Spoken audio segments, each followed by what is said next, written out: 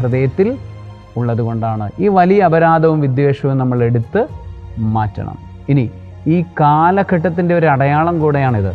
ഈ ഒരു കാലഘട്ടത്തിൽ അവിടെയുള്ളൊരു പ്രവാചകനെ ഭ്രാന്തനായി അവർക്ക് തോന്നുന്നുണ്ടെങ്കിൽ, പ്രവാചകൻ പറയുന്നൊരു വിഡ്ഢിത്തമായി അവർക്ക് ആ കാലഘട്ടത്തിന് തോന്നുന്നുണ്ടെങ്കിൽ അത് പ്രവാചകൻ്റെ കുഴപ്പമല്ല, ആ കാലഘട്ടത്തിൻ്റെ കുഴപ്പമാണ്.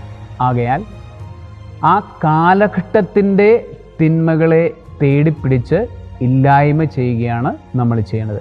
പ്രവാചകനെ ഇല്ലായ്മ ചെയ്യുകയോ പ്രവാചകനെതിരെ സംസാരിക്കുകയോ അല്ല ചെയ്യേണ്ടത്.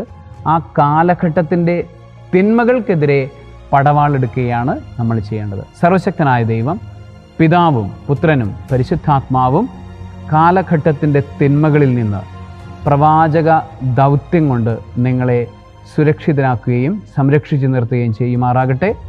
ആമേൻ.